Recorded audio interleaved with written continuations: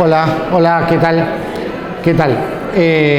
Buenos días con todos. Creo que vamos a comenzar ya. Y bueno, la gente que va llegando, ¿no? Entonces, comenzamos. Estamos en este pequeño seminario de 3 días comentando dinámicas culturales que nos permiten entender el nuevo momento social que vivimos, la nueva estructura social, el nuevo tipo de sociedad. Estamos comentando, digamos, las dinámicas que marcan o que creo que marcan el cambio de época, ¿no? Es decir, qué tipo de sociedad teníamos y qué tipo de sociedad tenemos ahora. Y en la primera sesión de ayer, para los que no pudieron estar presentes, refirió a la ruptura radical que las políticas neoliberales y que la cultura neoliberal producen un tipo de sociedad. Es decir, en el caso de buena parte del planeta, y sobre todo en el caso de algunos países latinoamericanos como el Perú, la transformación social a partir del neoliberalismo ha sido radical, ¿no? En el caso de la Argentina, digamos, es un proceso que comienza y que, digamos, la propia sociedad verá cómo lidia con ello, ¿no? Para resistir, para neutralizar, para, digamos, proponer otra cosa o para, digamos, maniobrar con él de alguna manera. Pero lo cierto es que el neoliberalismo, como discutíamos ayer, no es solo un proyecto de tecnocracia económica, sino es una reestructuración completa de la vida en sociedad y una reestructuración completa de los imaginarios respecto a cómo definimos qué es un ciudadano, cómo definimos qué es un vínculo, cómo definimos, digamos, la mayor parte de las relaciones sociales en las que estamos inscritos. Entonces, hoy vamos a ver una segunda dinámica, ¿no? Dinámicas profundas que producen transformaciones profundas en la forma de vivir. Y esta dinámica es la que los psicoanalistas llaman la caída del padre, ¿no? Y que ahora voy a intentar explicar lo mejor que pueda. Pero creo que antes de entrar específicamente a la explicación teórica de lo que se entiende por la caída del padre, creo que es necesario partir de otra categoría teórica muy de moda en los últimos 20 años en la teoría social, que es la idea de la modernidad líquida, propuesta por Zygmunt Bauman, un autor muy leído y muy traducido aquí en la Argentina.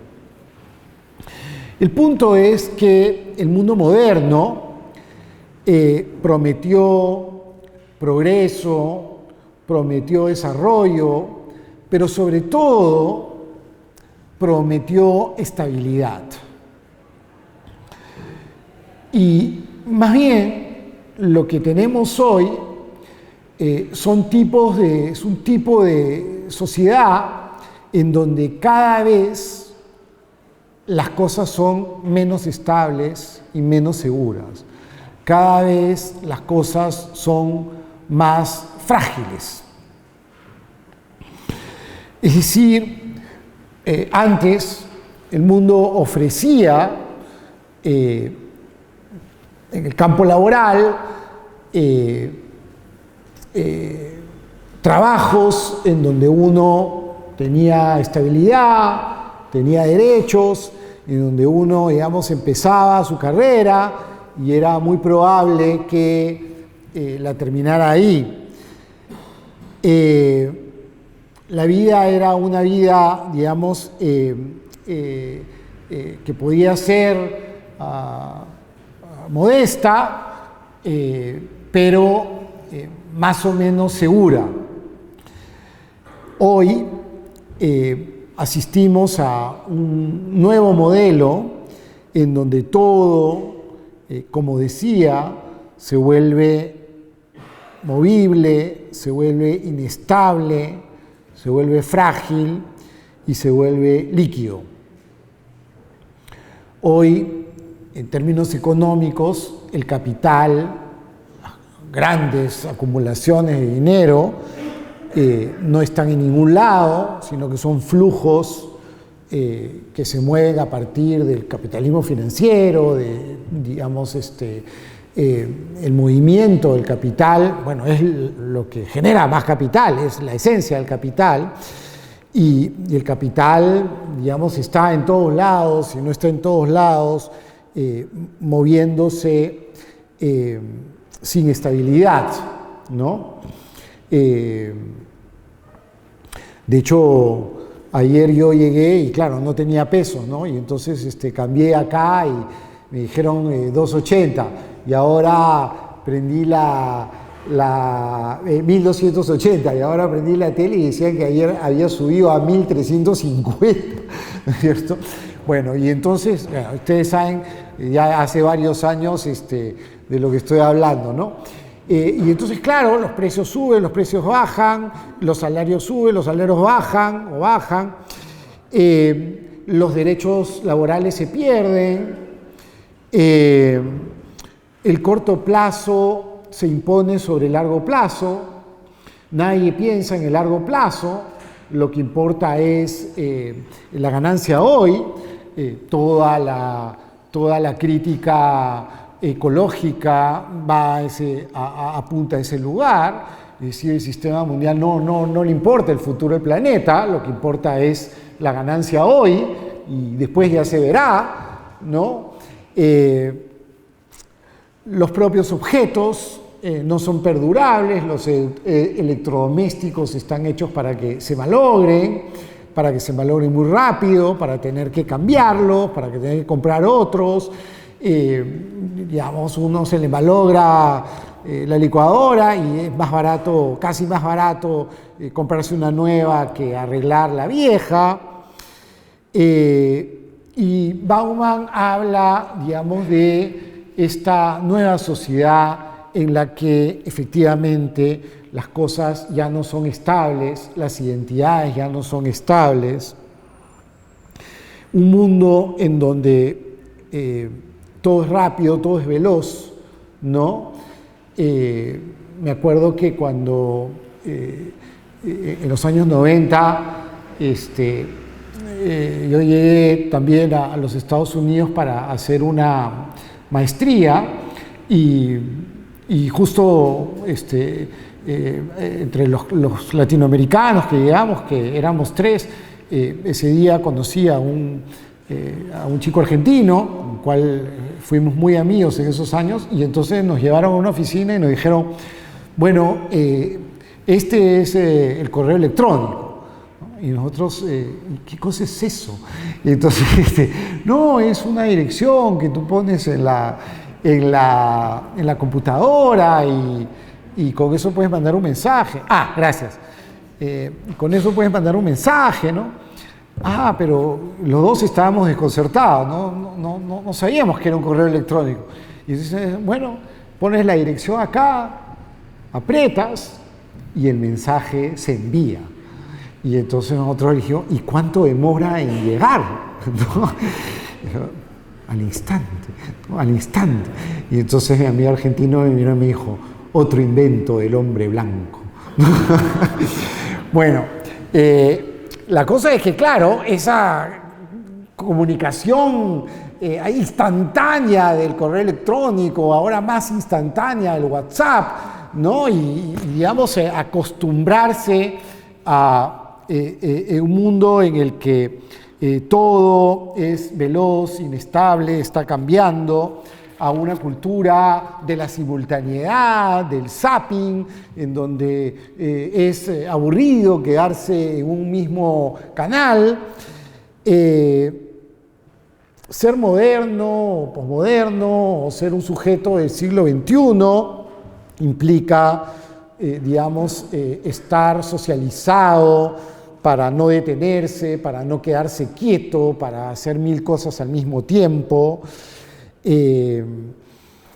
para asumir que los vínculos humanos también son inestables. Bauman habla del amor líquido, en donde las relaciones afectivas, el amor mismo, digamos, ya no es eterno, ya no es para toda la vida, en donde las relaciones, donde hay menos compromiso, en donde todo se siente que, digamos, no va a durar, ¿no? En donde lo que importa es el valor de la novedad. El valor de la novedad se impone sobre lo perdurable, en donde el valor de la novedad impone una sociedad del derroche, una sociedad del exceso, como todo se transforma muy rápido y entonces todo hay que cambiarlo y todo hay que votarlo. Y claro, frente a este universo cambiante, frente a este universo absolutamente inestable, donde hay pocas cosas que perduran, de pronto algunos teóricos se preguntan, bueno, ¿qué ha pasado en las últimas décadas, por ejemplo, para que aparezca la cultura del tatuaje, ¿no? De un tiempo a esta parte, todo el mundo empezó a tatuarse, ¿no? Y eso se expandió de una manera enorme y hoy día, digamos, el tatuaje es una práctica común, asentada, digamos, normal en la mayoría de la población, cuando antes el tatuaje era más bien un signo raro, un signo de transgresión, una marca media marginal, solamente unos pocos, y de pronto se extiende el tatuaje, ¿no? ¿Y cuál sería, digamos, la explicación de la fascinación de nosotros con los tatuajes, ¿no? Y una de las respuestas que se dan es justamente frente a un mundo líquido en donde todo cambia, en donde nada permanece, en donde todo es frágil, el sujeto necesita producir una marca que no cambie, ¿no es cierto? Producir algo que, digamos, tenga estabilidad, ¿no? Producir esa marca ahí que sea eterna, ¿no? Para tener un mínimo control sobre una sociedad en la que todo se transforma y efectivamente nadie tiene garantes seguros, ¿no? Entonces, es en este contexto de la modernidad líquida en el que todos sentimos que caminamos sobre aguas movedizas, en el que todos sentimos, como dice el poeta César Vallejo, ese caminar sobre trapecios. La modernidad líquida es sentir que la vida es como un trapecista, ¿no? Que en cualquier momento pierdes el trabajo, te caes, te puedes caer, ¿no?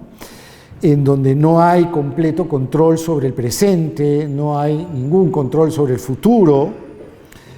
En ese contexto, en ese tipo de sociedad, en esta época, en que tenemos que pensar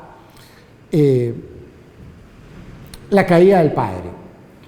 Y por la caída del padre, el padre es una metáfora para nombrar la caída de las figuras de autoridad, la caída de los modelos identitarios, la caída de las figuras orientadoras, la caída de los héroes, de los ídolos.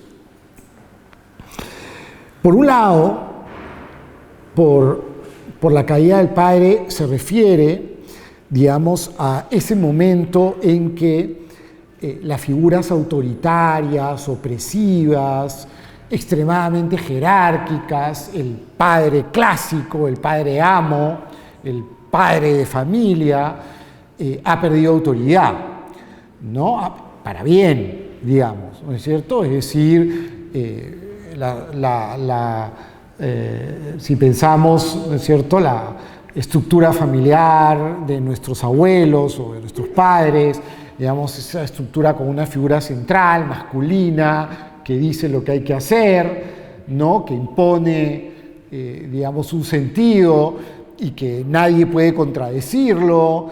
Y entonces esa figura base del patriarcado, esa figura central, esa figura dominante, ha sido desestabilizada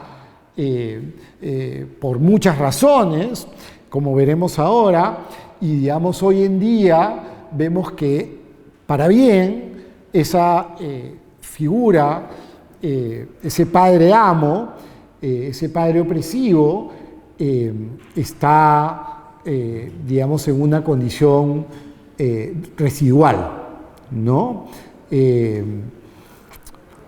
Pero al mismo tiempo, la caída del padre no solamente refiere a esta caída del padre opresivo, sino también a la pérdida de confianza en las autoridades, a la pérdida de confianza en todas aquellas personas que supuestamente nos representan y que supuestamente confiamos como capaces de construir un orden, señalar un rumbo y, digamos, liderar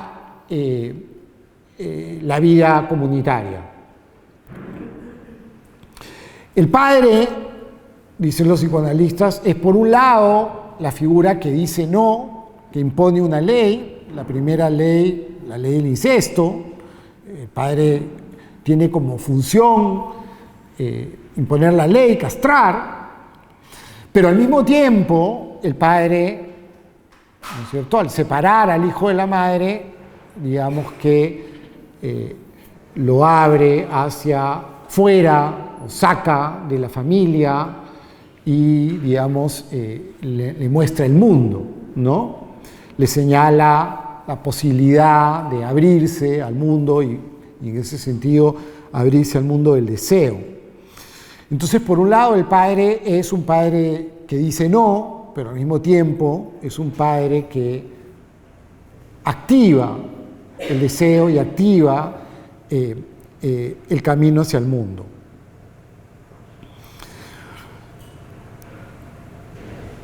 Lo que vemos hoy es que todas las figuras paternas, los partidos políticos, los líderes de las organizaciones, los jueces, los sacerdotes, los policías, están en crisis.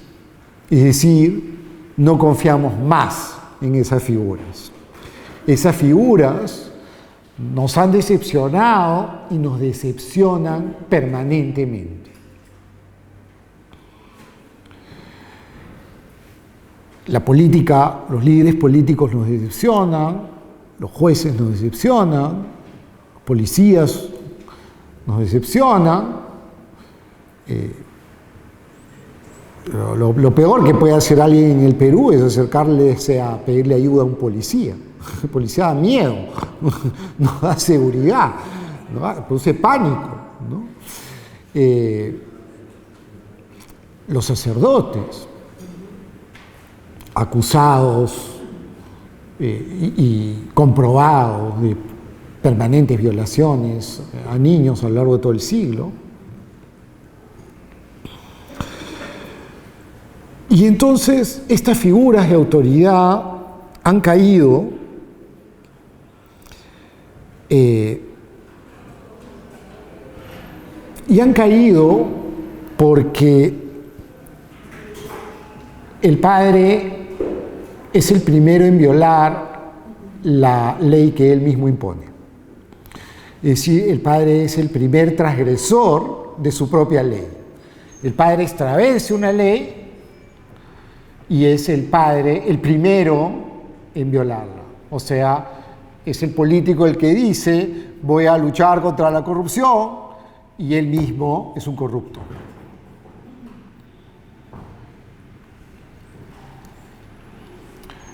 Sí. No, está bien, creo. Lo voy a usar después. Sí. Entonces, claro, uno dice, bueno, ¿por qué ha caído el padre?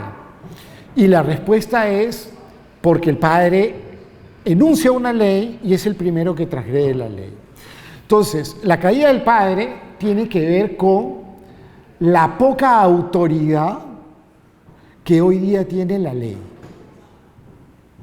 La ley es ilegítima porque es hecha por alguien que no la respeta, porque es hecha de manera autoritaria y no es producto de una decisión colectiva, y porque la vida social nos ha acostumbrado a transgredirla permanentemente, a negociar con ella, a sacarle la vuelta, a hacer otra cosa.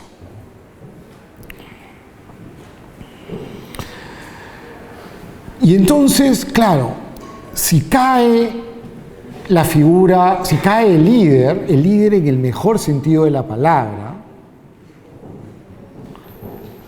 mi dirigente, mi representante, el sacerdote que me orienta, el líder, el juez que va a determinar qué es lo justo, si esa figura cae, cae la ley. Y si cae la ley, la comunidad se desintegra. Regresamos al estado de naturaleza, a la lucha salvaje de unos con otros. Entonces, sí, si cae el padre, cae la cultura, cae la ley, cae el orden, cae en última instancia la comunidad. Con esa caída, la comunidad deja de existir. Y la pregunta es, ¿qué ocurre en última instancia cuando cae el padre, cuando el otro deja de existir?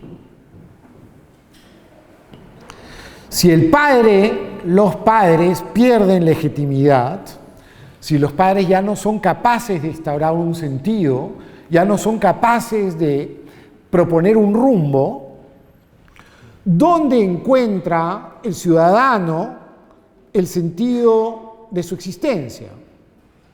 Y la respuesta es en sí mismo. Como ya no hay un otro, como ya hay una figura externa con la cual yo me identifico y a la cual sigo, entonces, si el otro no existe, si el otro ha dejado de existir, solo yo existo. Es decir, la inexistencia del otro, la caída del padre, comienza a ser suplida por un orden profundamente narcisista en donde el sujeto se vuelve el fin último de su existencia. Dicho en concreto, dicho más simple, la caída del padre trae como consecuencia, es un motor es un otro motor para la conformación de una sociedad de individuos, una sociedad sin sociedad, una sociedad puramente individualista. Ayer hablamos del individualismo, pero hablamos del individualismo como efecto de un proyecto económico, ¿no es cierto? De un proyecto económico que, digamos, deteriora lo colectivo, que reduce el gasto, que no quiere organizaciones que lo contradigan, que fomenta la competencia privada, que fomenta el interés privado sobre el interés público, ¿no?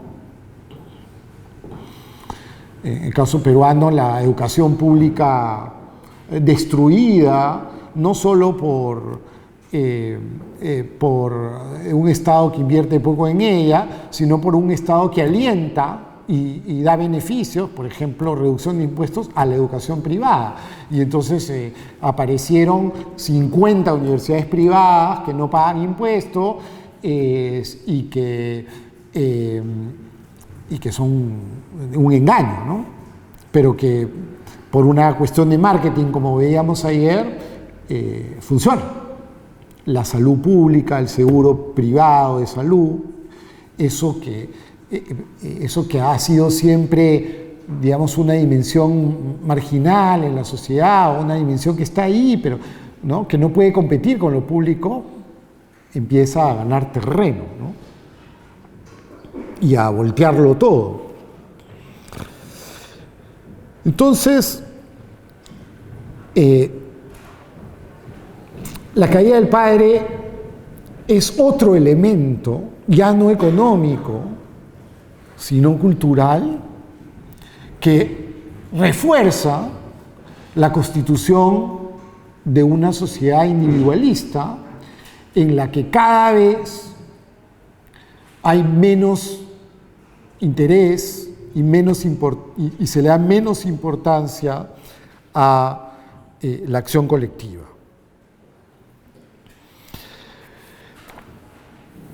El paradigma líquido, la modernidad líquida, erosiona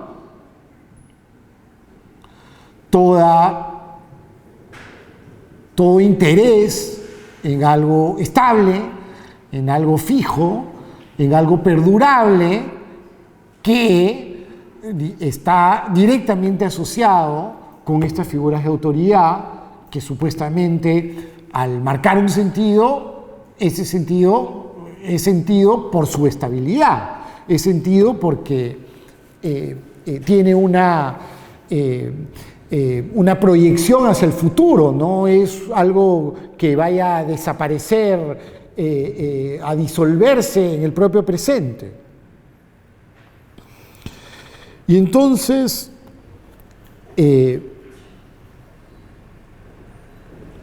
la cultura líquida, la modernidad líquida, es también el agente o un agente central en esta erosión de la figura paterna. Piensen ustedes, por ejemplo, no sé si en toda la cultura, toda la pedagogía participativa, ¿no? Es decir, toda esta elaboración que hoy desarrollan los modelos educativos, de que en el aula hay que fomentar la participación, de que los alumnos son portadores de saber, de que el profesor no concentra el saber, de que el profesor no puede, digamos, acaparar la discusión, y de que la clase debe de convertirse en un espacio de interacción de los saberes de todos los estudiantes, y el profesor, digamos, tiene que orquestar la participación de todos para que en conjunto se desarrolla la elección y se construya el saber. Eso, por supuesto, es un avance, es muy interesante, digamos, es lo moderno y creo que eso está bien. Pero eso inclusive, digamos, tiene un lado que corresponde a esta caída paterna, ¿no es cierto? Es decir, a esta idea de que ya el profesor no tiene que enseñar, ¿no? Porque enseñar es autoritario, porque enseñar es dominante, porque enseñar es jerárquico, porque enseñar es sospechoso y porque todos tenemos saber, y etcétera, y hay que compartirlo, ¿no es cierto? Y entonces, claro, está bien la caída del padre autoritario, ¿no? Pero de pronto llegamos también a un universo en donde no hay una línea, no hay una orientación. Efectivamente, cuando yo hacía la maestría y el doctorado en los Estados Unidos, yo me quedaba sorprendido porque llegábamos a clase y el profesor no dictaba, ¿no? O sea, bueno, ¿han leído? Sí. A ver, ¿qué piensas tú? ¿Qué piensan tú? Y por lo menos el 70% de las clases eran un desorden, eran una suma de, digamos, de comentarios. Y claro, hay profesores que son muy hábiles en orquestar y hay profesores que saben, digamos, integrar el saber de las lecturas de la clase con lo que él trae preparado, pero no todos tienen o tenemos esa capacidad, ¿no? Y entonces la sensación era, bueno, pero en esta clase, ¿yo qué aprendí? Más allá de escuchar a mis compañeros o más allá de escucharme a mí mismo, ¿no? En donde a mí me gusta hablar y hablar. Y entonces, bueno, pero yo estoy matriculado en este curso para aprender, ¿no? Para aprender significa, bueno, yo reconozco que no sé. Hay una persona que ha leído más, sabe, es el profesor, y yo quiero aprender de él, ¿no? Yo no voy exactamente a clase para escuchar a mis compañeros o para escucharme a mí mismo. Y sin embargo, ese modelo se ha impuesto. Y me parece que es una metáfora, pero no en el sentido, no lo estoy diciendo en el sentido de desprestigiar ese modelo, sino simplemente para entender la complejidad del problema. Me parece que el modelo participativo, nota al pie de página, ¿no? Por eso yo ayer dije, bueno, primero yo voy a desarrollar el argumento y después quiero las preguntas, ¿no? O sea, y después promovemos el espacio de discusión, ¿no? Porque si no, alguien levanta la mano, ya, yo respondo, alguien levanta, todo el mundo empieza a hablar, y entonces al final se pasan las 2 horas y yo no pude explicar qué cosa es el neoliberalismo, qué es la caída del padre, porque terminamos en un rizoma de comentarios. Entonces, digamos, todo este énfasis en la cultura participativa, en la necesidad de fomentar la participación, es sin duda democrático, es sin duda muy importante, es sin duda, digamos, algo a lo que tenemos que aspirar, pero al mismo tiempo, esa participación tiene que tener algún centro, otro tipo de centro, no el centro clásico, pero algún centro que oriente, que una, que sintetice, que explique. Y ese centro, pues es el líder sindical, es el presidente, es el juez, es el profesor, ¿no? Entonces, el punto es que esta declinación, esta caída, este deterioro de la función paterna trae como consecuencia el surgimiento de una sociedad individualista, pero más aún trae como consecuencia el surgimiento de una sociedad del selfie. Es decir, una sociedad en donde ya no me interesa mirar el mundo exterior, sino me interesa fundamentalmente fotografiarme a mí mismo.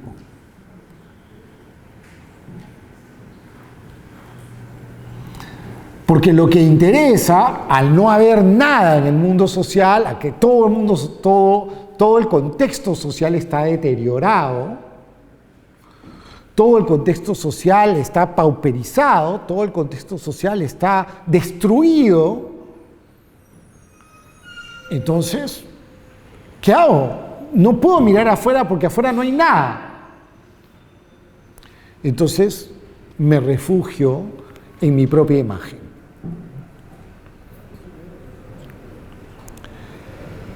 No solo la caída del padre es un signo de nuestro tiempo, sino que Narciso parece ser el personaje central de la época.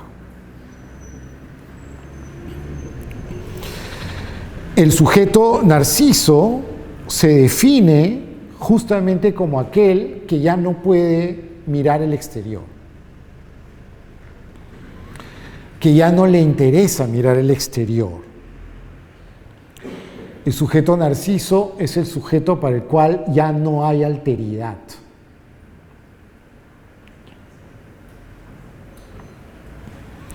Y al no haber alteridad, como dice Lipovetsky, cae la cultura del deber. Yo ya no siento ninguna responsabilidad frente a la sociedad, frente al otro, frente a los demás. Yo solo siento una responsabilidad frente a mí mismo. Lo que hablábamos ayer, una sociedad en la que cada uno baila con su propio pañuelo.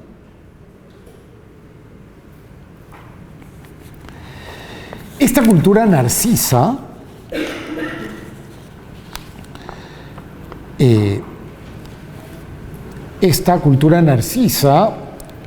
que hace que caiga el sentido de lo colectivo y que hace que caiga la cultura del deber, la responsabilidad hacia los demás, está caracterizada por una exacerbación, ¿no? Una fascinación del sujeto consigo mismo a partir de múltiples dimensiones que podemos observar y que, bueno, los críticos culturales han observado bien, han descrito bien, ¿no? Y que han llamado el imperativo de goce. Lo que importa para la sociedad contemporánea es que el sujeto goce a como dé lugar, mientras que en las sociedades antiguas, digo, en el siglo XX, el sujeto se sentía con un deber que cumplir, y ese deber implicaba una cierta reducción de su propio deseo. Yo postergo algo de mi deseo porque tengo que cumplir un deber hacia los demás o hacia mi familia. Hoy en día no tenemos una sociedad que controle el deseo, sino más bien una sociedad que exacerba el deseo, que impone el deseo de una manera salvaje. Y eso, digamos, tiene como su imagen más clara el crédito. ¿Sí? Bueno, antes bueno, yo quiero comprarme este televisor, pero yo no tengo el dinero, tengo que ahorrar, tengo que sacrificarme, tengo que ahorrar varios meses para un año para comprarme la televisión o para comprarme el carro. Pero hoy día eso no es así, ¿no? No tienes dinero para comprarte un carro, ¿cuál es el problema? No hay ningún problema, cómpratelo igual, después lo pagas. Te lo dan poniendo nada de cuota de interés, de interés no, de inicial. Y entonces toda la sociedad está como armada para que el sujeto satisfaga su deseo en el presente, independientemente de las consecuencias que eso tenga.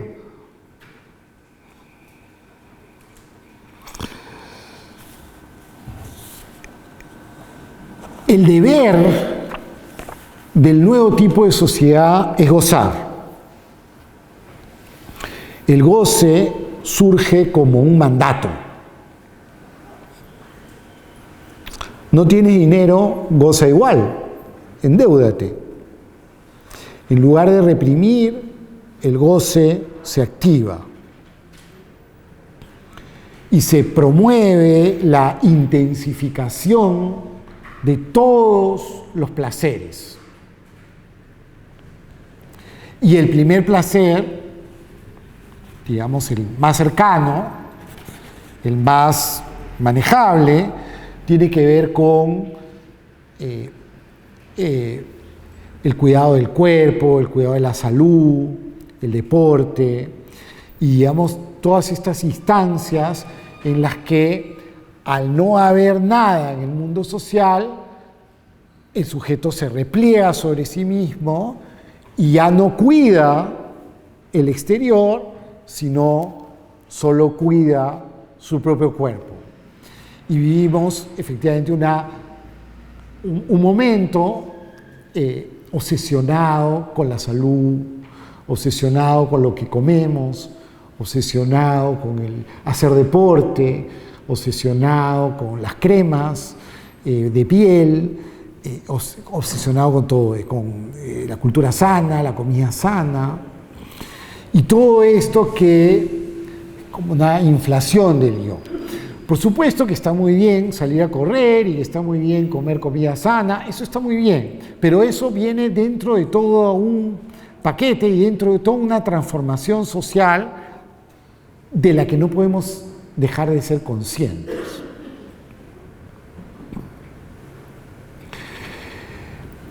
Lo que dice Baudrillard es que el mito clásico de Narciso, además, digamos, representado infinitamente en el arte occidental, hay un famoso cuadro de Caravaggio, ¿no?, en donde Narciso se mira en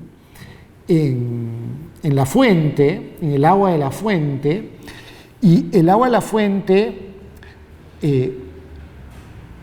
aparece como un espacio en donde él reflexiona sobre sí mismo y termina enamorándose de sí mismo. Pero es un espejo que en última instancia tiene un grado de exterioridad a partir del cual una imagen rebota, la imagen rebota y bueno, yo termino, digamos, enamorado de mí mismo. Pero lo que dice Baudrillard es que hoy en día el agua ya no es un espejo, sino una instancia de absorción, ¿no? Es una instancia de absorción. Y entonces lo que tenemos es una nueva forma de control social. ¿Qué quiero decir con esto? Que si antes la ley, el padre, era la instancia, la política, la constitución es el padre, ¿no es cierto? Las leyes son el padre, eran el lugar de control social o de unificación social o de reunión social, y hoy en día eso ha caído. Entonces, el sujeto contemporáneo, el sujeto narciso, el sujeto individualista, se cree más libre. Como ya no hay un padre que me prohíba, como yo ya no hago caso, porque me parecen todos unos corruptos, entonces yo soy más libre. Yo soy más libre porque ya no tengo ley. Pero en realidad, sabemos perfectamente que eso no es así. Porque este triunfo del narcisismo, este triunfo del individualismo, no implica una mayor libertad para el sujeto. El sujeto en realidad no es más libre que antes. Y no lo es porque todos esos imperativos de goce y de consumo y todos esos imperativos de olvídate de lo comunitario y piensa en tu propio interés, están comandados por un sistema económico que lo promueve en función de las ganancias. Es decir, esta caída de la ley no implica una mayor libertad, sino que implica la conversión del sujeto en súbdito, ya no de la vieja autoridad paterna, sino en súbdito del mercado, en súbdito de la ideología del mercado.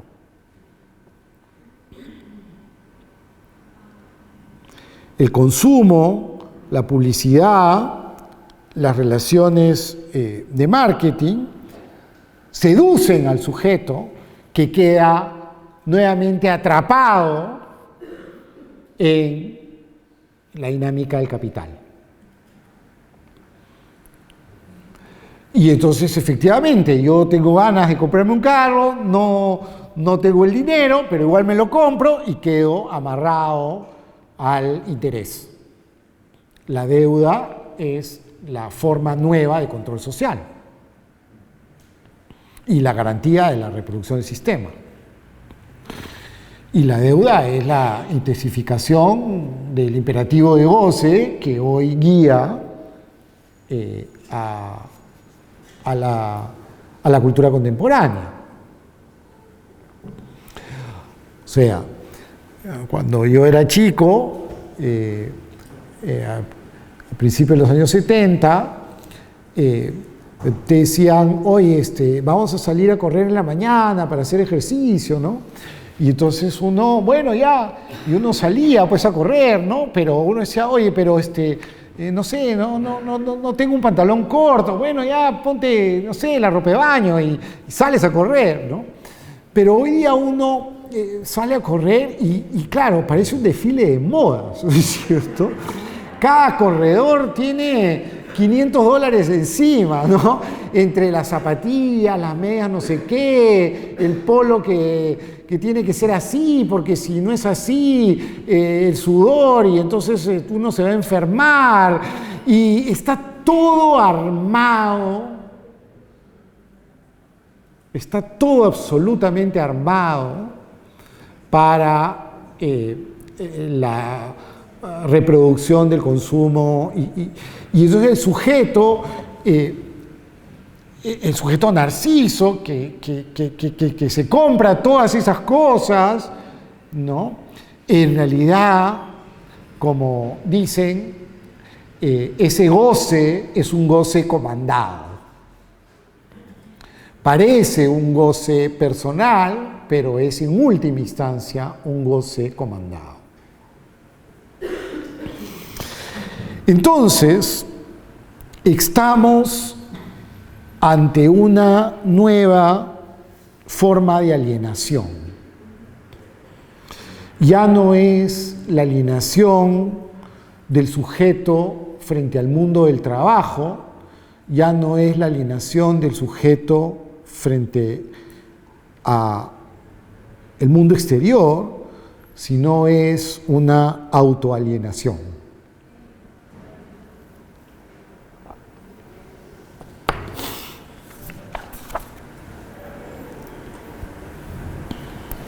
Narciso busca autonomía, Narciso busca liberarse del deber, pero cae en una nueva trampa. Y eso es lo que yo quiero mostrar ahora, sí, con algunas imágenes de lo que aparece en los periódicos, inclusive de el arte latinoamericano actual, ¿no?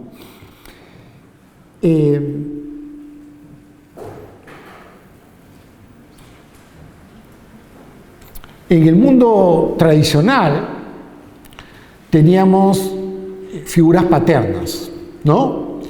Es decir, estas figuras que traen un proyecto, están cargadas de ideas, están cargadas de valores, están cargadas, no tienen un interés personal, ¿no? Sino, independientemente de los errores, las contradicciones, los límites, los fracasos, lo que tenemos ahí es una figura que toda su función está en función de la orientación de la comunidad. Vamos a hacer esto, hay que hacer esto. Si hacemos esto, podemos encontrar una caída, una salida, ¿no? Pero esta función paterna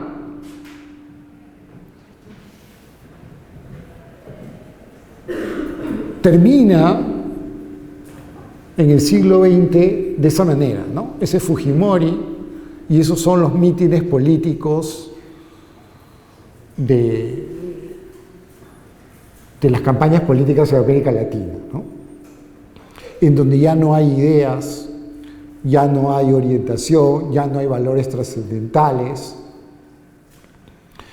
Lo que hay es, como comentábamos ayer, espectáculo, simulacro, vaciamiento, es lo que hablábamos ayer.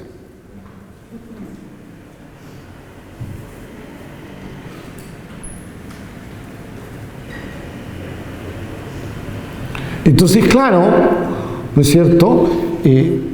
Esta persona, Alfonso Barrantes, fue el primer alcalde socialista en el Perú. Estas personas, portadoras de ideas, cargadas de experiencia y de pensamiento y de proyecto, esas personas desaparecen del escenario y terminamos así, ¿no? Esta es una foto, digamos, muy reveladora, ¿no? Que fue un escándalo, ¿no? Este es el presidente Alan García y está en una manifestación y este señor está cubriéndolo para que no se le acerque la gente, pero él se da cuenta que en realidad lo que está ocurriendo es que él lo está tapando, ¿no? Y él quiere mostrarse porque ya es un narciso y entonces lo empuja y le mete una patada, ¿no? Y mete una patada para que se vaya de ahí, para que él pueda ocupar todo el espacio. Y entonces el político que supuestamente piensa en el otro, aquí más bien el otro es la obstrucción para la figura espectacular del político. Y entonces en esa patada está la pérdida de la idea de lo social y el surgimiento del narcisismo. Y esos son los políticos de hoy. O estas figuras orientadoras que finalmente que ocultaban todas las violaciones y todos los horrores de la Iglesia, ¿no? el padre enuncia la ley y el padre es el primero en violar la ley. En este momento en el Perú tenemos 5 presidentes presos. Presos. Fíjense esta imagen. Esta imagen es de un pintor peruano que se llama José Sabogal. Es una imagen de 1920. Es una imagen que se llama El Barayoj y pertenece a un momento de la cultura, de la pintura indigenista, ¿no? La historia de la pintura postcolonial era en la pintura peruana del siglo XIX y de principios del siglo XX no aparecían los indios. Y si aparecían los indios, aparecían oprimidos, tristes, pobres, pauperizados, víctimas de la opresión, aparecían, digamos, completamente degradados, débiles. Y de pronto surge el indigenismo como una propuesta para representar la dignidad, el saber, la potencia de la cultura indígena y para reformular la idea criolla de nación, para introducir la idea de heterogeneidad, la idea de interculturalidad que hoy hemos heredado, y de pronto aparece, digamos, esta imagen que es como muy importante en la historia de las artes visuales en el Perú. Por primera vez aparece lo indígena con dignidad, poderoso, un guía, con Barayos, con ese báculo de gobernante, este indio más grande que los cerros, un padre, ¿no? Un padre que va a lo indígena, como para el indigenismo lo indígena tenía que, digamos, reformar el concepto de nación y, digamos, establecer un nuevo sentido para la vida peruana. Y entonces acá tenemos, digamos, todavía un momento en el que se apuesta y se confía en figuras paternas y en la reconstrucción de figuras paternas desde otro lugar.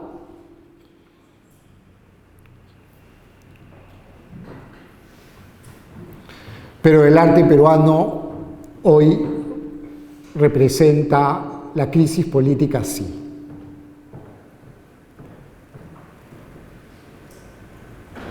Porque ya no hay esto más. Solo hay esto.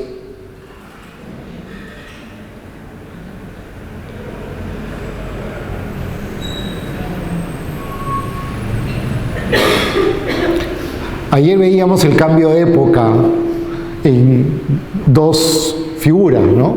Bueno, aquí también vemos el cambio de época. Ahí está la diferencia entre la modernidad clásica del siglo XX y el desastre del XXI.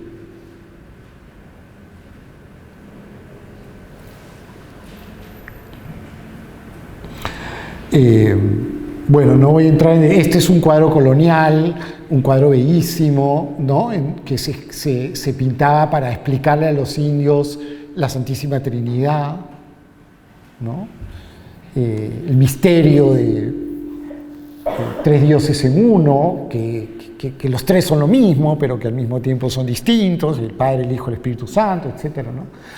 Y bueno, esa Trinidad convertida en un militar violador de derechos humanos y 2, un terrorista de Sendero Luminoso y uno de la MRTA.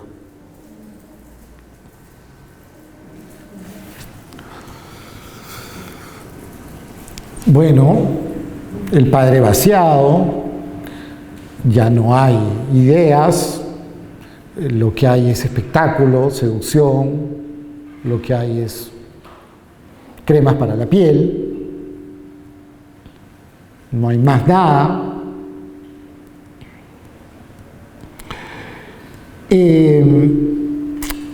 bueno, ¿qué sucede cuando el padre cae? Hemos hablado de que al no existir el otro y entonces cae, entonces surge el individuo narciso, ¿no? Es lo que hemos visto hoy. Pero podríamos afinar y podríamos decir que el problema está en que cuando cae la figura paterna,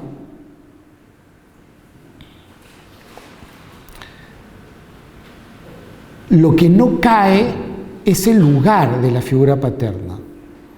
O sea, digamos, tenemos un cajón donde está el padre cae, pero el problema es que ese cajón queda ahí. Y como ese cajón queda ahí, ¿qué es lo que ocurre? Que todo el mundo quiere ser padre.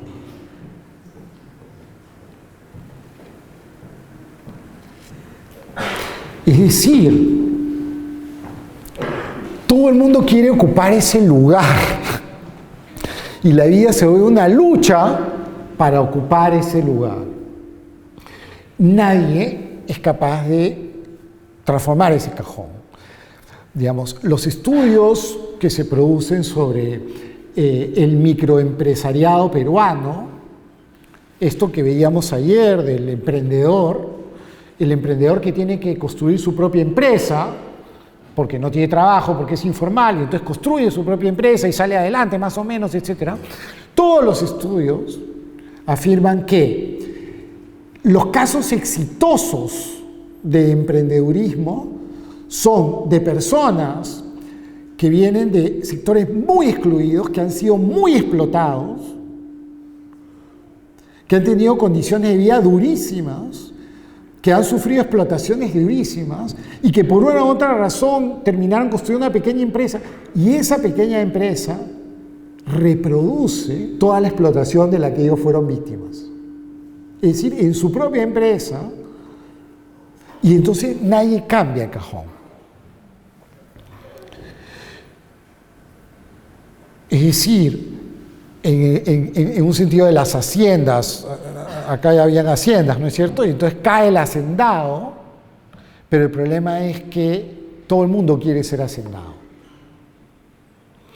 Y entonces esta representación es contundente, ¿no es cierto? Porque ha caído el padre, pero lo que hay es que todo el mundo, la vida es una lucha fálica para ocupar ese lugar. El individualismo extremo que fomenta la cultura actual no hace más que exacerbar esta lucha fálica, ¿no? Y eso lo dijo Mafalda.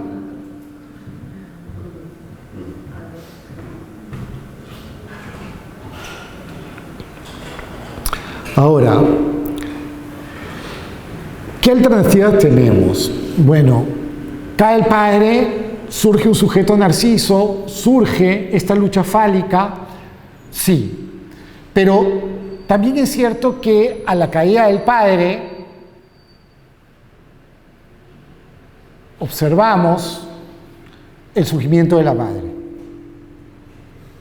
Es decir, frente a esa caída emergen otras figuras distintas, el movimiento feminista, capaces o que podrían ser capaces de construir un nuevo sentido para la vida colectiva. El punto no es celebrar ingenuamente la caída paterna como ya nos hemos liberado de la autoridad. No, porque vemos que caemos en un narcisismo, en un goce comandado, en un nuevo tipo de sujeción. No podemos celebrar ingenuamente. Lo que tenemos que hacer es reconstruir nuevas figuras de sentido de autoridad y nuevas formas de definir la autoridad. Y parecería que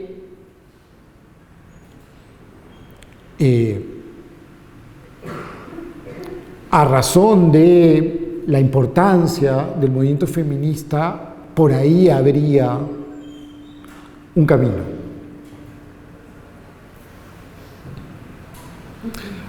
Por ejemplo, esta artista que pintó de rosado objetos militares. Este carro militar lo volvió queer, travesti, ¿no? Como una manera de resignificar las autoridades paternas, pero ya es de otra concepción. Necesitamos policías y militares, sí los necesitamos, pero los necesitamos así, ¿no? Deconstruidos.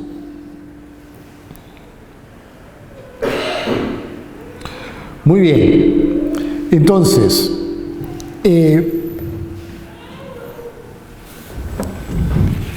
¿cómo hacer política cultural? ¿Cómo pensar proyectos de intervención cultural? ¿Cómo trabajar con las organizaciones sociales en un contexto de absoluto descrédito de la autoridad, en un contexto de absoluto narcisismo? ¿Cómo construir desde la gestión cultural nuevos modelos de identificación? ¿Cómo restaurar desde la gestión cultural la importancia de la ley?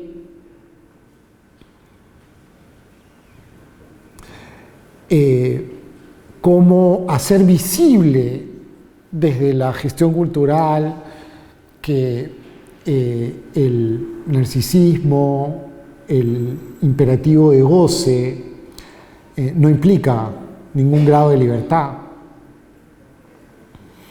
Ese es el reto. Bueno, muy bien. Preguntas, comentarios, experiencias que ustedes quieran compartir. Pasamos a la discusión.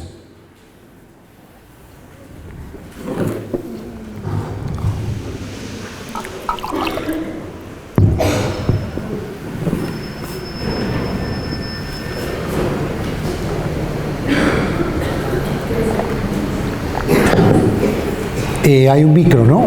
¿O es uno de estos? ¿Sí? ¿No?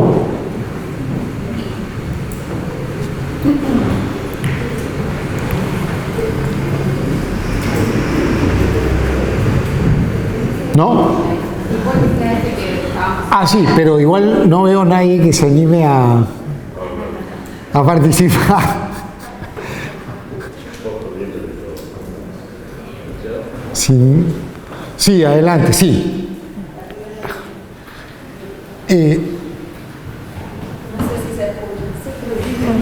Sí se escucha, pero yo no tengo ningún problema, pero me parece que por la dinámica, o este de acá. No, este. ¿Qué tal este? Aló, sí. ¿Cómo estás? Hola.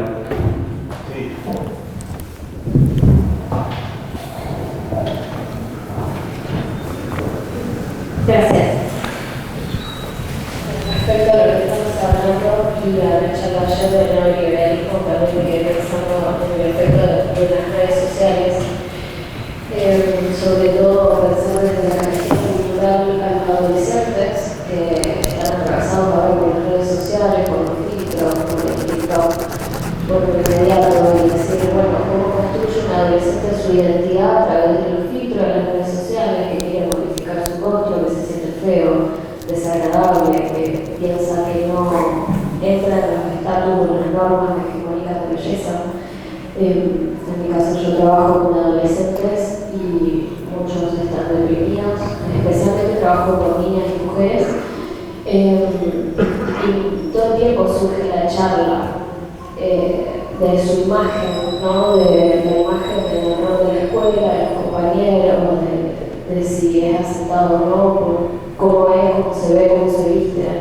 Y esto de reconocer las diferencias, de ver que uno es único y en eso único que tenés podés destacar, podés ser admirado, y la belleza no parte desde el filtro de las redes sociales o desde el filtro del like, sino desde que tenemos para dar, para mostrar, para hacer, quién sos, o sea, esa construcción de ser por encima de la imagen social. Y hay tanta presión en eso que, bueno, yo estoy en una rama del deporte y también dentro de la defensa personal femenina. Entonces, cómo constituir mujeres fuertes que no entiendan que necesitan modificar a través de cirugía o tratamientos estéticos su cuerpo para ser vistas, queridas o aceptadas, sino que simplemente con el hecho de sentirte segura, sentirte firme en tus ideas, tus convicciones, de que podés construir tu identidad desde otro tipo de lecturas que no tengan que ver con el filtro de las redes sociales. Pero bueno, hay que generar esos espacios, hay que generar esos lugares de encuentro, de diálogo, de conversación. Acá en Rosario hay, por suerte, bastantes espacios, pero bueno, se tiene que seguir generando porque si no estamos complicados desde el rasgo psicológico,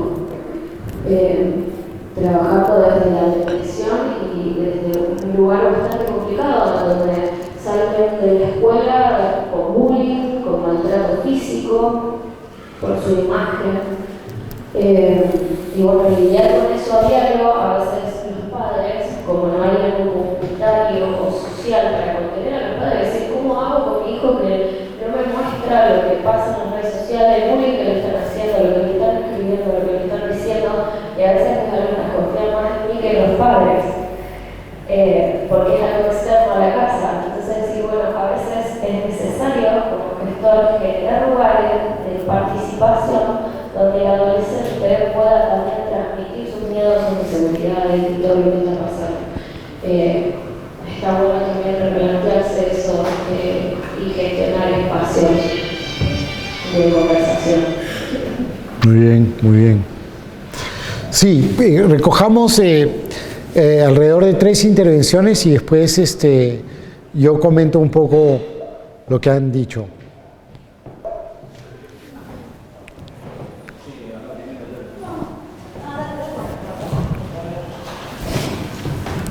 Hola, soy Andrea de la ciudad de Santa Fe y estamos en una etapa de una construcción colectiva, de un colectivo cultural que se gestó el año pasado, que ahora es como una trinchera, donde lo que tratamos de hacer es gestar de nuevo la comunicación con lo comunitario, porque estamos como inmersos en esta cuestión del individualismo y también del vaciamiento de contenido en todo, desde las políticas públicas, culturales, o sea, el pasatismo, la cultura como espectáculo, recuperar esto de poder poner a cada, hacemos peñas itinerantes en diferentes espacios, trabajamos desde la perspectiva del género, desde también la perspectiva de los pueblos originarios, volviendo a recuperar y apropiarnos de palabras que ahora se están banalizando como la libertad, recuperar, digamos, nuestros íconos, que es lo que nos da la identidad, y lo trabajamos en diferentes espacios comunitarios, también en intervenciones públicas, porque creo que teníamos como esa locura después de la pandemia de volver a encontrarnos, y el espacio público lo estamos dejando en este momento tan importante. Y bueno, estamos tratando de hacer acciones, tenemos como diferentes ramas de gestión en el espacio público, en espacios comunitarios y en asociaciones con otros digamos, colectivos. Así que bueno, y uno de los ejes un poco que a mí como gestora en mi carrera me abrió mucho la visión fue desculturizar la cultura. Así que, bueno, por ahí creo que es volver a recuperar los espacios. Muy bien.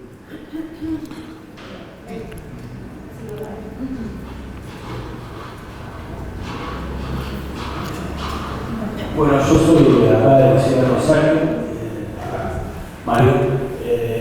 El año pasado terminé de cursar la especialización en gestión cultural a través de las nuevas redes de la posibilidad virtual,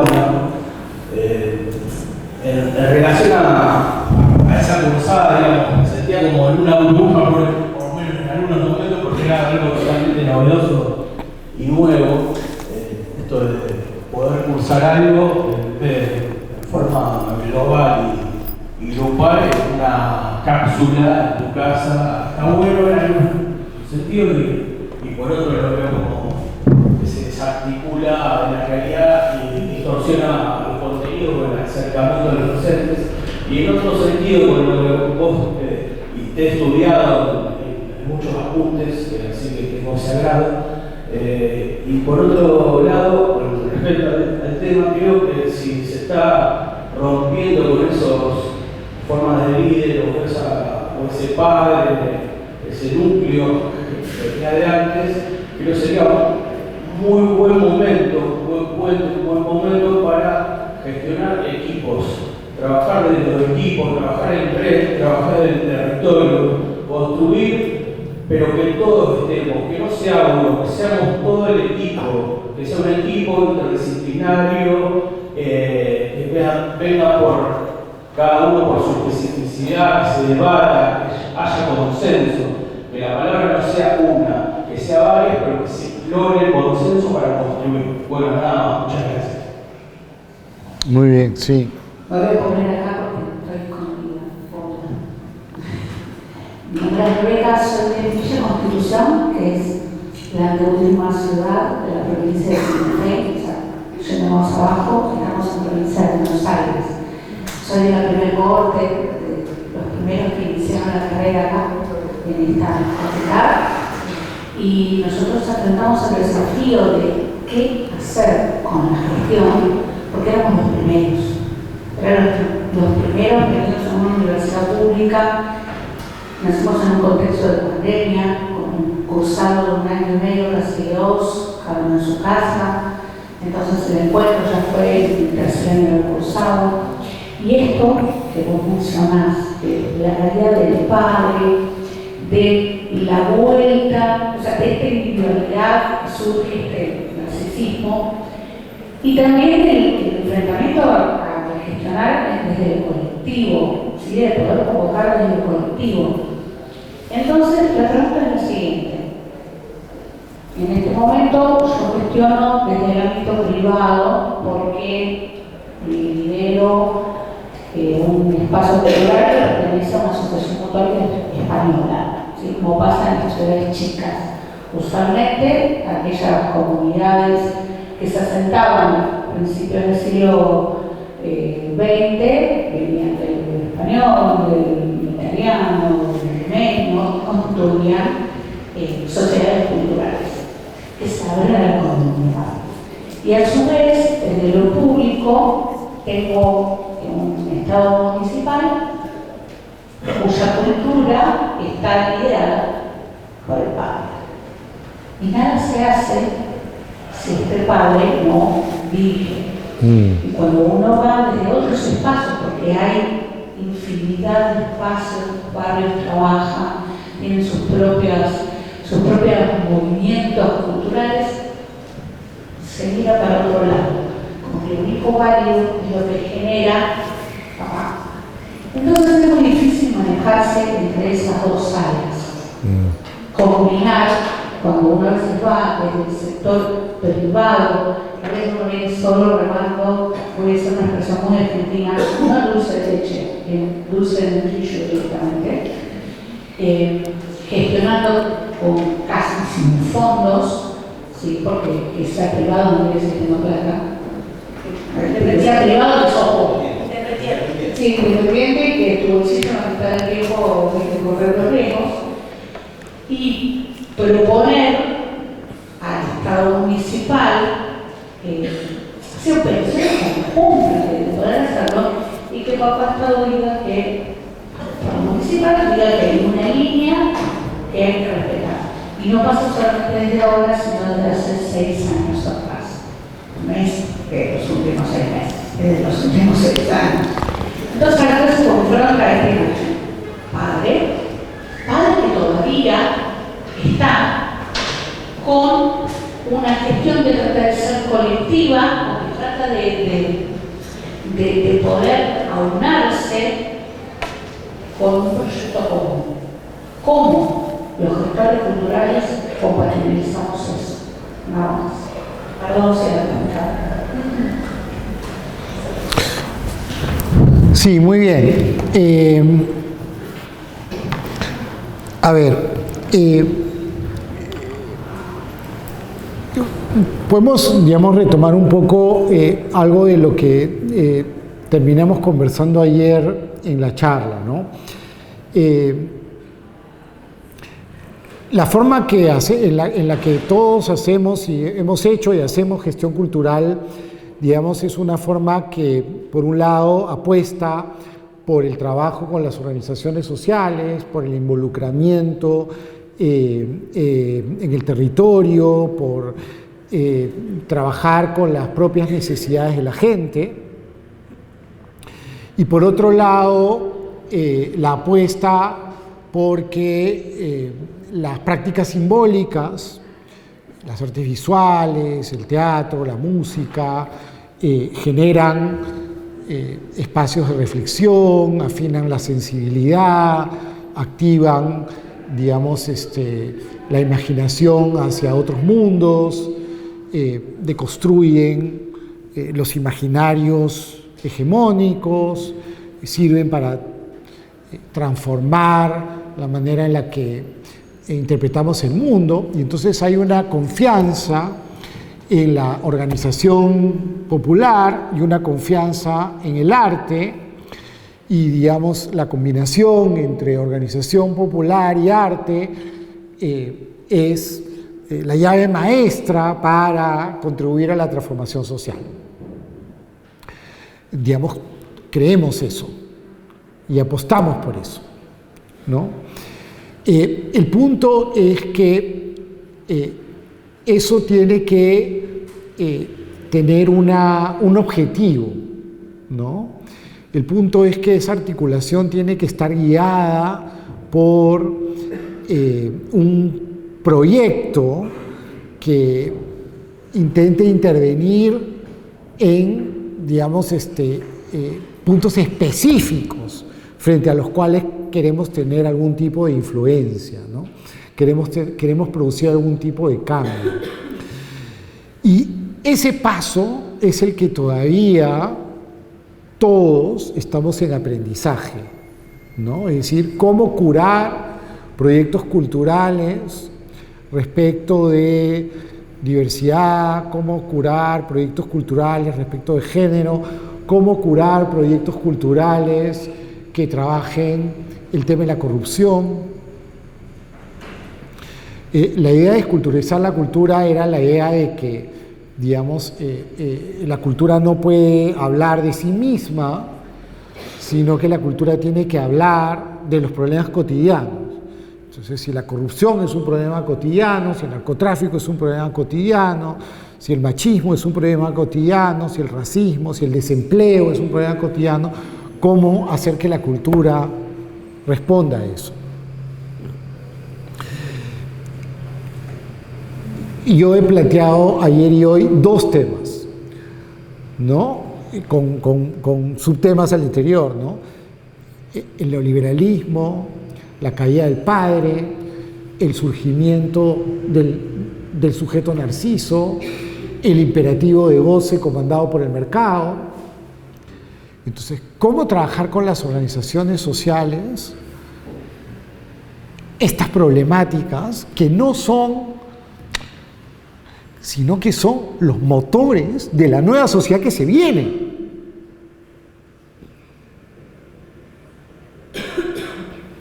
O sea, no es un prurito o un goce, puro goce académico, hablar de Bauman y de Baudrillard y de Zizek.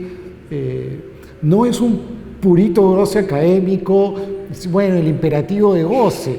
Me parece una sofisticación propia de la academia, ¿no? o la caída del padre, aparece una sofisticación del campo del psicoanálisis. Y en algún sentido lo es,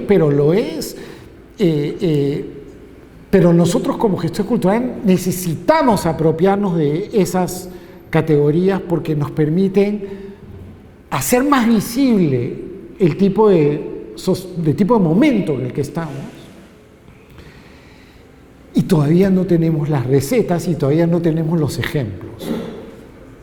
Pero si somos conscientes de lo que implica una sociedad neoliberal y de lo que implica una sociedad sin figuras paternas, o si quieren, sin modelos mínimos modelos de autoridad, quitemos la palabra paterna que tiene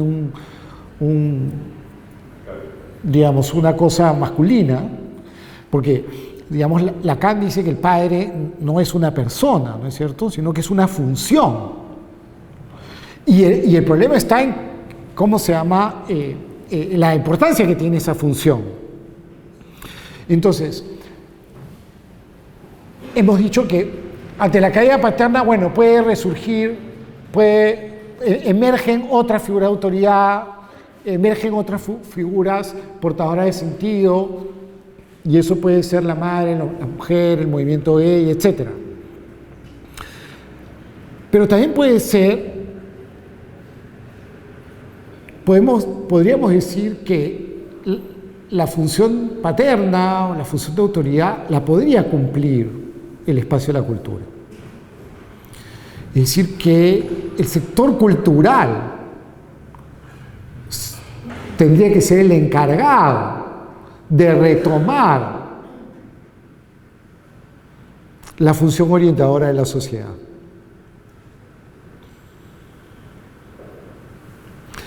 Que el sector cultural tendría que ser el encargado de la producción de nuevos líderes. Que el sector cultural tendría que ser el encargado de volver a dotar a la sociedad de contenido frente a una cultura del espectáculo que lo vacía todo. Que el sector cultural tendría que ser ese lugar para reconstituir la importancia de lo colectivo y de la organización en un escenario político en donde la organización política está en crisis. Por la burocracia dirigencial, por los egos de los líderes políticos. Lo que sabemos del trabajo de cultura es lo que has comentado tú y lo que has comentado tú, ¿no?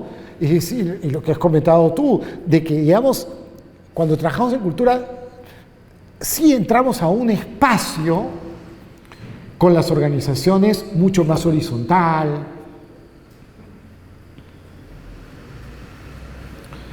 ¿no?, en donde los egos se neutralizan un poco más. Entonces, puede ser el sector cultural el que tome la posta frente a esa silla caída. ¿Qué hacer? Bueno, no lo sabemos, pero lo que sabemos es que si somos conscientes de las dinámicas que hoy estructuran la época, y si las podemos ver, entonces el siguiente paso es imaginar qué podemos hacer, activar la imaginación para desarrollar proyectos que afronten estos problemas. Y ese es el reto, ¿no? Profesor, pero sí. según quién esté liderando ese sector cultural que entiende por cultura. Ah, no, claro. Porque en la ciudad de Santa Fe tenemos cierta gente, sobre todo en el Estado, que dice que funciona, que sigue con esa visión antigua de la cultura del líder, o sea, eso también todavía hay que saber esas cuestiones, no, que todavía hay que saber esas cuestiones de más retrógradas de ese pensamiento de cultura que todavía está ahí dando vueltas y que no sería que tendría que estar, digamos, tomando la posta para que cambie de transformación. Creo que los que nos formamos en gestión cultural y los que trabajamos en territorio, tenemos que luchar por nuestra profesionalización y poder llegar a esos espacios de poder que son siempre alzados por el dedo en todos los ámbitos institucionales, políticos, de todos, ¿no?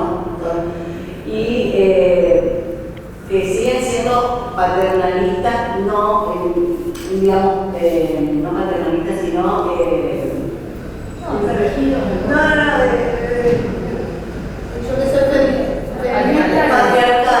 Patriarcal.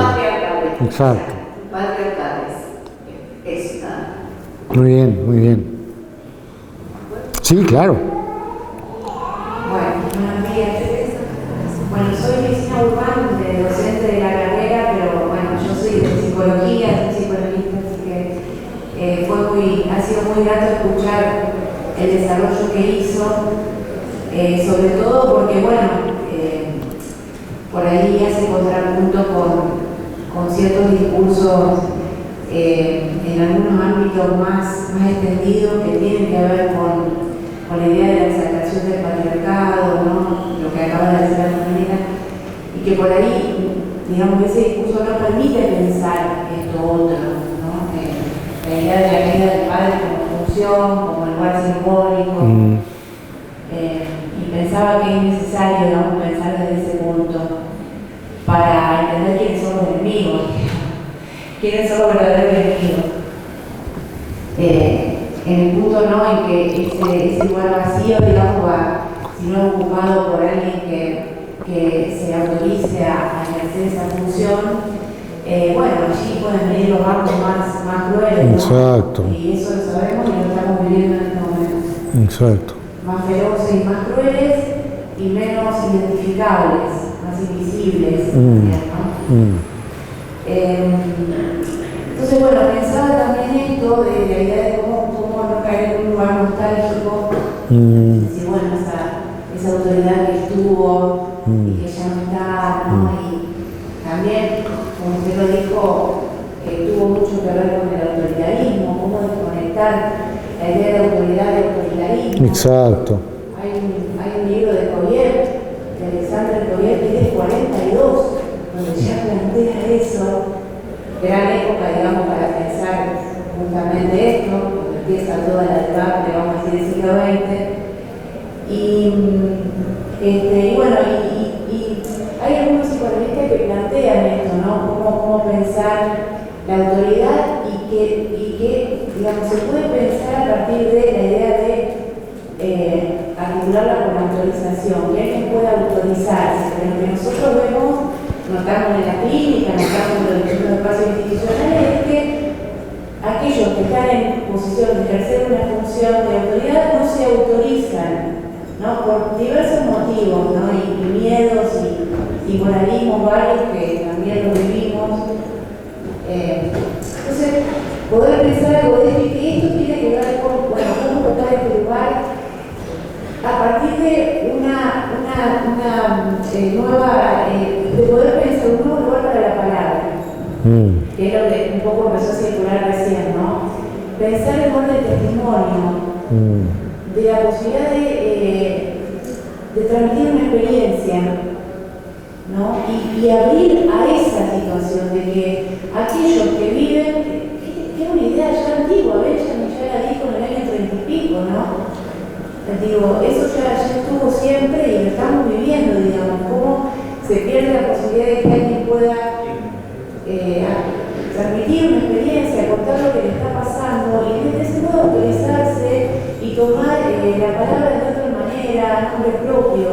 Y eso ya, en ese punto, lo que hace es instalarlo en una cadena generacional, ponerlo en deuda con la palabra. Cuando, bueno, en la actualidad sería una novedad, porque la única deuda que podemos contraer, ya sabemos, es financiera. La deuda con nuestro muerto, nuestro antepasado, con la palabra que nos donó el otro, es algo que está interdicto, ¿no? Como pensado. Y al mismo tiempo eso, digamos, da la posibilidad de pensar un horizonte, ¿no? Que dejemos de caer en la trampa también de ir al futuro, ¿no? Mark Fisher, cuando trabaja, la frase esta de Fred Jackson, tan conocida, dice: es más fácil pensar el fin del capitalismo, pensar el fin de la vida que pensar el fin del capitalismo. O sea, estamos toda una catástrofe permanente. Bueno, entonces volviendo, digo, me parece que para contribuir, ¿no? En este momento donde la discusión del sector cultural me parece tan difícil de pensar, donde hay tanto adormecimiento y tan poca posibilidad de sublimación, ¿no? En términos psicoanalíticos, bueno, algo de esto, ¿no? De poder repetir la palabra en términos de pensar una palabra propia, nombre propio, y habilitar un lugar de testimonio, ¿no? Tanto para el gestor, para que el gestor es ese lugar de transmisión y de digamos, apertura de un espacio, como de aquel que lo va a habitar. Bueno, espero que eso sea una... No, sí, sí. Bueno, sí, al caer la función paterna cae la función simbólica, ¿no? El representante, el máximo representante de la función simbólica es el lenguaje, ¿no? Y entonces vivimos en una sociedad en donde el lenguaje ha perdido toda capacidad de significar, de decir la verdad, ¿no? Entonces el lenguaje está vaciado, no, los políticos hablan, los curas hablan, los jueces hablan, y sabemos que todo lo que dicen no tiene ningún significado, ¿no? Y entonces, ¿cómo volver a cargar al lenguaje de su verdad? ¿Cómo volver a cargar al lenguaje de su posibilidad de, digamos, tocar el mundo y no el simulacro, ¿no? El arte y la cultura, ¿no? Es la poesía, es el arte el que intenta retomar el valor de la palabra, ¿no? Y hacer que la palabra efectivamente vuelva a tener significado y vuelva a cumplir una función orientadora, ¿no? Cuando uno lee o al cine o al teatro, y entonces ahí lo que sentimos es que, digamos, ahí no hay performance en el peor sentido de la palabra, ¿no? Sino que el arte no está simulando, sino está siendo una flecha que apunta a un lugar verdadero, ¿no? Y por eso es importante el trabajo en la cultura, y por eso es importante el trabajo que hacen todos ustedes, que hacemos todos, que queremos hacer todos, ¿no? Sí.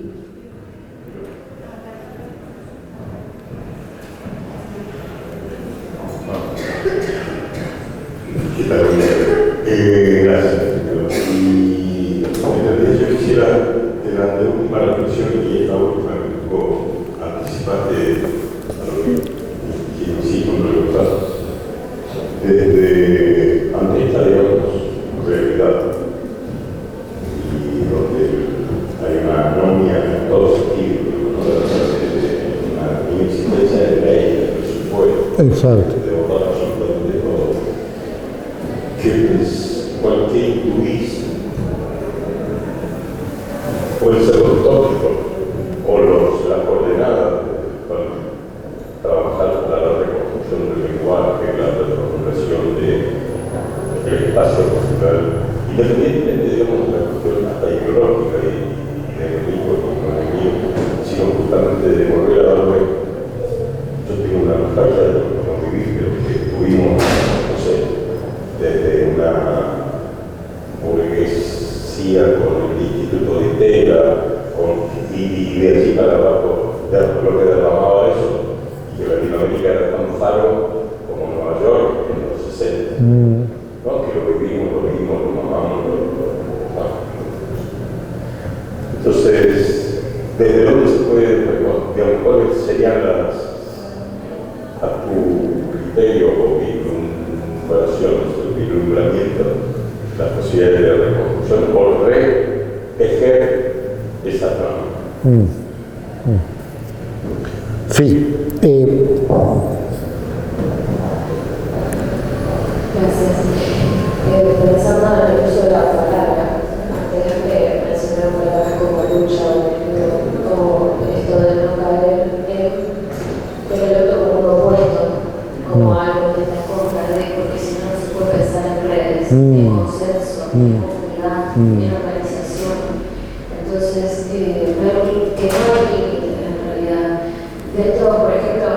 experiencia en la promoción social, en el centro de la juventud, habiendo trabajado con los SB, con los distritos, donde uno, las escuelas privadas y las públicas, las intervenciones, es decir, todos tenemos algo para dar, para mostrar, para compartir.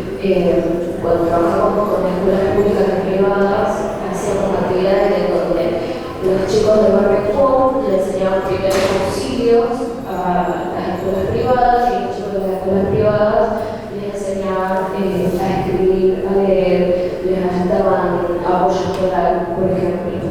Entonces el interrogante puede estar todo el tiempo y no es necesario pensar ser un apuesto con enemigos o debajo de él. Más allá del sistema que esté ahora gobernando, si el barrio está organizado, si la comunidad está organizada, si los estudiantes se organizan, nunca van a estar debajo de él, porque siempre va a haber un espacio para compartir, para hablar, para dialogar. Entonces ahí es donde la palabra toma vida, toma fuerza y es importante y se resignifica y se reconstruye en el tiempo. Pero es importante dejar de pensar en que el otro es opuesto a mí y que es un peligro inminente para mí. No es así. Hay que sentarse y dialogar. Ahora, hace poco tuve la noche de las ideas, en donde éramos de todos los partidos, estábamos todos tratando de ver cuáles eran las grietas que se estaban dando entre las universidades, las comunidades, y bueno, eso, repensar entre todos para poder generar proyectos, pero también pensarlos a gran escala.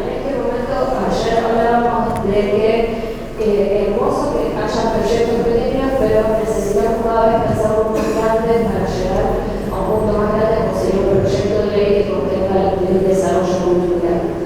Pero a gran escala, porque si no, nunca tiene que bajar una línea desde arriba, es decir, pensemos en todo un proyecto que nos ayude a contener todos estos espacios. Aunque no haya financiamiento, la voluntad es más fuerte que lo económico. Y eso se ve en los barrios. Porque la gente a veces en los barrios no tiene apoyo económico, sin embargo está ahí todos los días a las 7 de la mañana para que los chicos puedan participar. Muy bien. Bueno, tenemos que ir cerrando la sesión. No tengo la respuesta, como dije ayer, ¿no? Porque yo creo que, digamos, uniendo las dos intervenciones, creo que esa respuesta la tenemos que construir colectivamente, ¿no? Es decir, la tenemos que construir desde la experiencia misma del trabajo comunitario y construir colectivamente, ¿no? El día de mañana, bueno, digamos, voy a decir alguna cosa. No creo que es nada sorprendente, pero digamos alguna cosa que tiene que ver con cómo cómo intentar neutralizar estas dinámicas que estamos viendo, ¿no? Pero finalmente lo que voy a decir es lo que está saliendo aquí, ¿no? La necesidad de reconstituir espacios comunes, la necesidad de restaurar la ley, la necesidad de, como has dicho tú, de, ¿cómo se llama?, desarticular la idea de autoridad, de autoritarismo, ¿no? Y por ahí, ¿no? Por ahí son las rutas, ¿no? Bueno, muy bien. Entonces, nada, muchas gracias nuevamente por haber asistido hoy y nos vemos mañana, me parece que también a las 9 de la mañana aquí mismo, ¿sí? Bueno, gracias. Hasta luego.